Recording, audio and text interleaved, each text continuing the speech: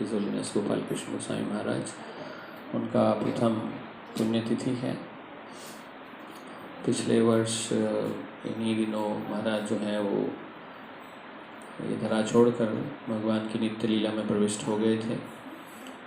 तो आज हम उन्हीं के विरह भाव में या सम्मान में, प्रेम में, आदर में ये आज का जो प्रोग्राम है वो कर रहे हैं। तो उसको हम देखेंगे कि मतलब महाराज जैसी पर्सनैलिटी जो है और जो भक्त हैं उनका क्या भाव होता है उस तरीके से। तो आपने भी ये भजन जो है वो पढ़ा। उस भजन का नाम था सपार्षद भगवत विरह जनित विलाप। तो विरह जनित विलाप मतलब होता है कि जब विरह में कोई व्यक्ति होता है तो विलाप करते हैं। तो विलाप मतलब होता है कि दुख जो महसूस होता है, कमी जो महसूस होती है उसके बारे में। और हम जीवन में ये सब चीज़ें अपने आम जिंदगी में महसूस करते ही रहते हैं। जब कोई हमसे दूर चला जाता है, थोड़े समय के लिए जाए, लंबे समय के लिए जाए, परमानेंट चला जाए, तो हमें जीवन में इसका अनुभव है कि क्या चीज़ है जिसके हम बारे में बात कर रहे हैं। इस भजन में मैं थोड़ा सा इसका अर्थ जो है वो बता के फिर आगे उसको लेंगे। जे अनिलो प्रेम धना करुणा प्रचुर येनो प्रभु को था गेला आचार्य ठाकुर।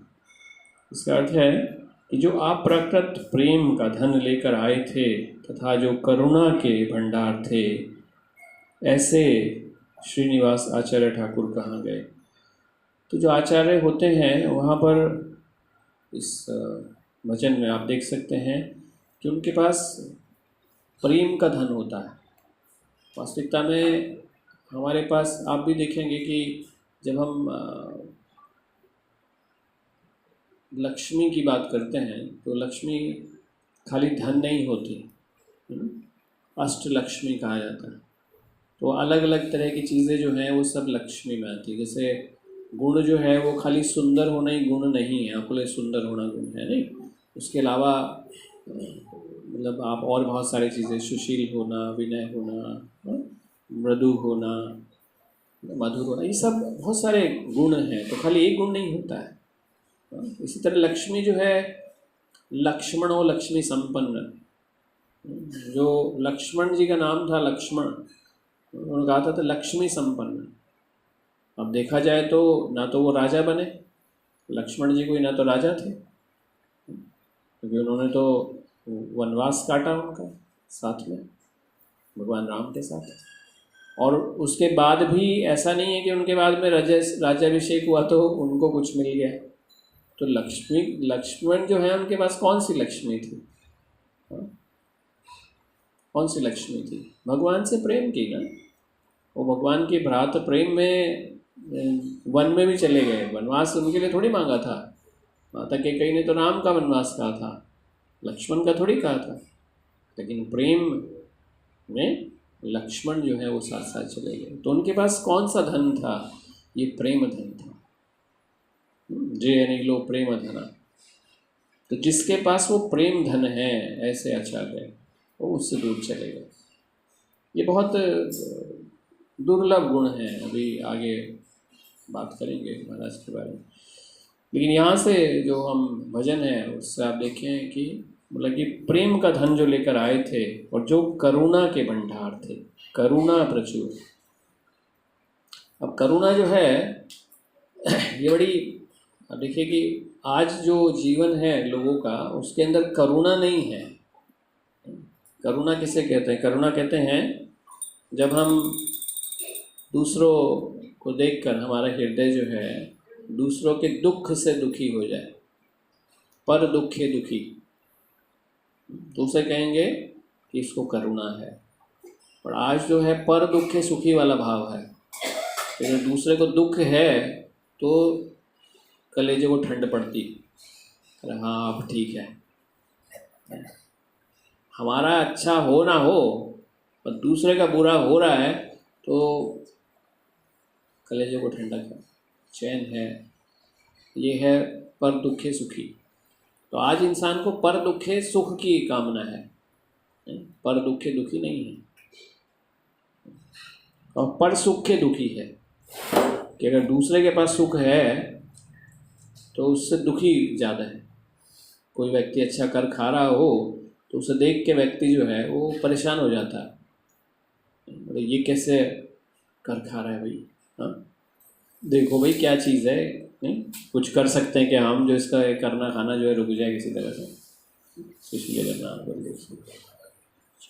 तो व्यक्ति जो है वो इस बात को लेकर ज़्यादा चिंतित नहीं है कि उसके अपने में क्या हो रहा है, उसे इस बात की चिंता ज़्यादा है कि दूसरा दुखी है, हाँ ठीक है, दूसरा सुखी, ओहो सुखी कैसे है, इस चीज़ की चिंता आज के जगत में ज़्यादा है। तो ये जो करुणा प्रचुर वाले हैं ये वो आचार्य जो अपने पास अपना अच्छा होते हुए भी और दूसरों के लिए, दूसरों के उद्धार के लिए वो अपना सुख चैन खो रहे हैं। तो ज़्यादातर लोग कैसे हैं, आप आप भौतिक संग देखिए जहाँ भी है, वहाँ व्यक्ति जो है वो ये सोचता है मेरा क्या लाभ है, मतलब मैं अगर कहीं समय दे रहा हूँ तो मेरा लाभ क्या है, कुछ फ़ायदा है क्या, किसी तरह से फ़ायदा हो, मान सम्मान बढ़ता हो, धन बढ़ता हो, है ना, या मतलब कुछ हेल्थ अच्छी होती हो, या कुछ भी, मतलब कुछ भी मुझे गेन है क्या, बोले नहीं ये तो गेन नहीं है। अच्छा तो ये भगवान की भक्ति में तो धन भी लगाना पड़ा, अच्छा तो ये भी लॉस हो गया, हाँ उसका सेवा भी करनी, अरे ये भी लॉस हो गया, मिलता क्या, कुछ नहीं मिलता। तो व्यक्ति क्या है कि वो यही सोच कर कि कुछ नहीं मिलता है और नुकसान है, वो आगे किसी ऐसे कार्य के लिए बढ़ता ही नहीं, उसे पता चल जाएगी अरे ये तो नुकसान वाली बात है, तो आगे नहीं बढ़ेगा। क्योंकि हर व्यक्ति जो है भौतिक जगत में वो पाने के लिए आता है, उसकी बचपन से ही हम क्या करते हैं, इच्छाएं जो है वो डालनी शुरू कर देते हैं। देखो बच्चे बड़े होके क्या बनना है, बड़े होके क्या बनना है, अरे इंसान बनेगा, बड़े हो अच्छा इंसान बनेगा, नहीं अगर ये बनेगा, वो बनेगा, ये करेगा, वो करेगा, ये होगा, वो होगा।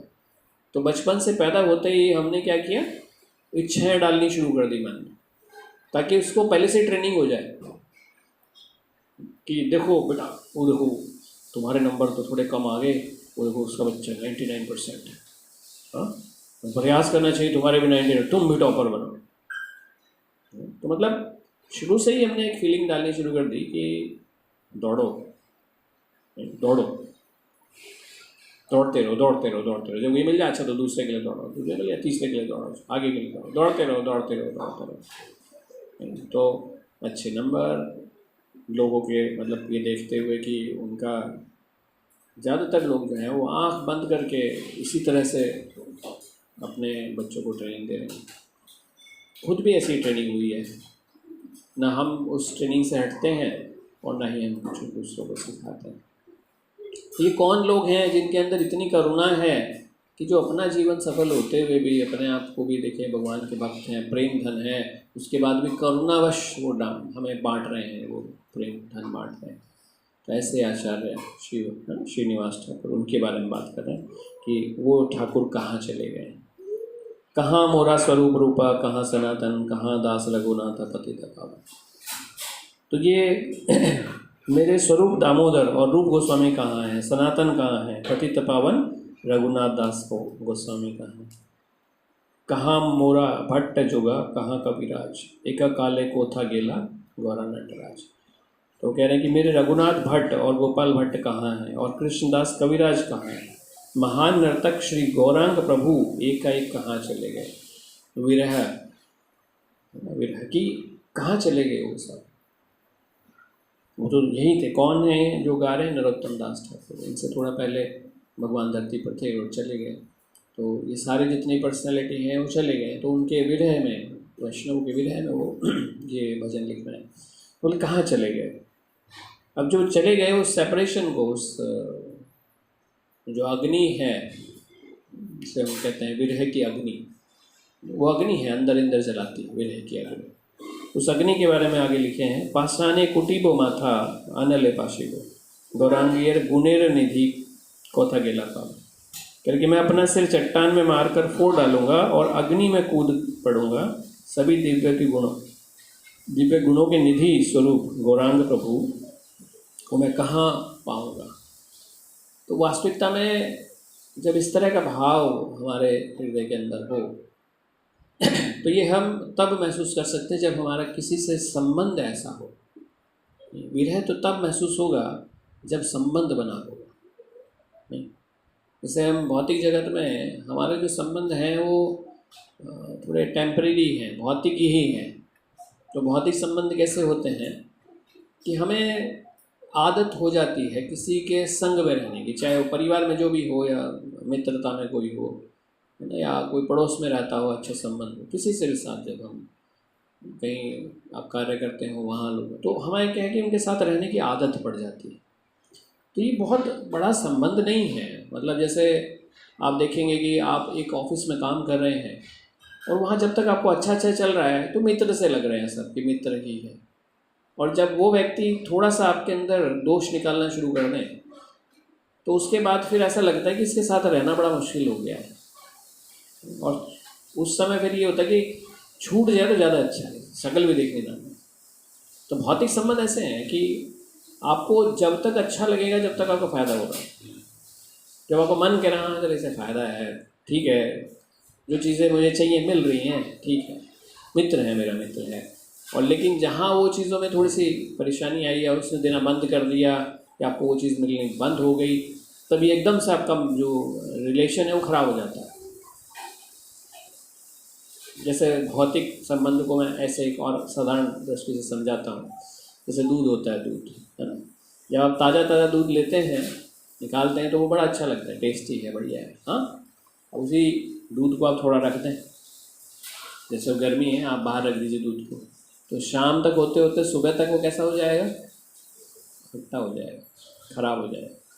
तो भौतिक संबंध ऐसे ही, शुरुआत में ताज़े बड़े अच्छे, फिर थोड़ा समय आप साथ रहिए, थोड़ा फिर देखें अरे यार ये भी कमी है, ये भी कमी है। हाँ, दूर से बड़ा अच्छा लग रहा था, अब पता चला ये भी कमी है, ये भी कमी है। हाँ, तो फिर वो कमियां नज़र आने लगती है। और अगर आपने ज़्यादा ध्यान दे दिया उन कमियों में, फिर ऐसा लगता है भाई तुम इधर जाओ, अब साथ नहीं रह ही रहे तो ज़्यादा अच्छा है। हम देखते हैं भौतिक जगत के संबंध ऐसे ही है। दो व्यक्ति साथ जिंदगी गुजारने का संकल्प लेके चलते हैं, हाँ, और एक बंधन बनते हैं। उसके बाद थोड़े समय बाद आप आज की डेट में देखेंगे, थोड़े समय बाद अरे गलत व्यक्ति चुन लिया, ये गलत है, ये भी गलत है, नहीं, और फिर महाभारत हो जाती है और जो सब वापस वैसे ही हो जाते हैं। तो ये क्या है, ये भौतिक संबंध है। यहाँ पर भौतिक आवश्यकता पूर्ति हो रही है तो ठीक है, और नहीं हो रही है तो हमारा साथ रहने का कोई मतलब नहीं। तो भौतिकता इसे कहते हैं। भौतिकता क्या होती है, कुछ ही समय में खराब हो जाती है चीज़ें, उन्हें भौतिक कहते हैं। तो जो भी संबंध, जो भी कार्य आप करते हैं और वो कुछ समय बाद चेंज हो जाता है, भौतिक है। तो फिर आध्यात्मिक क्या है? आध्यात्मिक वो है जो खराब नहीं होता है, उल्टा अच्छा होता चला जाता है। तो ऐसा संबंध जो समय के साथ में और गहरा होता चला जाए, और इतना गहरा होता चला जाए कि फिर वो व्यक्ति अगर ना सामने दिखाई दे तो फिर ऐसा लगने लगे कि इस जगत में रहना ही बेमानी, बेकार है, इससे कोई मायने नहीं है, और इस जगत में रह के क्या करना है। तो ये तब स्थिति आती है जो यहाँ बात कह रहे हैं कि अगर वो नहीं है तो इससे बेटर है कि मैं पत्थर में सिर दे मारूँ और अग्नि में कूद जाऊँ। ऐसे जीवन का क्या लाभ जब मेरे जीवन में वही नहीं है जिनको मैं प्रेम करता हूँ, वो अगर मेरे जीवन से चले गए हैं तो फिर क्या। और ये बात ऐसा नहीं है कि श्री नरोत्तम दास ठाकुर जी कह रहे हैं, और जितने भी वैष्णवों के बारे में पढ़ेंगे उन सब का ऐसा ही अनुभव है। तो जो भी किसी वैष्णव के संग में आता है और उनसे प्रेम करता है तो उनके जाने के बाद उनकी वही स्थिति होती है जो है, अगर हमारा सही संबंध है तो। तो इसी लास्ट जो इसकी लाइन है मैं पूरा कर देता हूँ। से सब संगीरे संगे जो जे कोई लो विलास, से संग ना पाइया कांदे नरोत्तम दास। गौरांग प्रभु एवं उनके साथ लीला करने वाले संगियों का संग ना पाकर नरोत्तम दास मात्र रो रहा है। क्योंकि व्यक्ति कुछ कर नहीं सकता है, सिंपल सी बात है। ये जगत ऐसा है कि हम लौटा नहीं सकते किसी चीज़ को। समय ऐसी चीज़ है जिसको वापस नहीं लाया जा सकता। तो आपके जीवन में आपका जो समय चला गया उसे आप लौटा कर नहीं ला सकते। ये सबसे विकट समस्या है। धन चला जाए तो आ सकता है ना? आप गरीब हो गए, अमीर हो सकते हैं, रिटर्न मिल सकता है, लेकिन जो समय चला गया उसको वापस नहीं लाया जा सकता। तो इसलिए अगर अपने जीवन में आपने कुछ भी कार्य ऐसा किया जिसमें आपने भगवान की भक्ति नहीं या भगवान के नाम रूप गुण लीला इनमें समय आपने नहीं बिताया, तो उस समय आपका चला तो गया, उसको लौटा नहीं सकते। तो वास्तविक जीवन में ये सब जो भी कार्य हमने अपने जीवन में बनाए हैं, वास्तविकता में ये हमें मिले नहीं, ये हमने बनाए हैं। जो भी हम समय अपना गुजारते हैं वो हमने बनाया है। हम शिक्षा देते हैं, लेकिन शिक्षा हम शास्त्रों की भी दे सकते हैं नहीं। भगवान ने तो हमारे लिए शास्त्र बनाए, जीवन जीने की कला बताई है।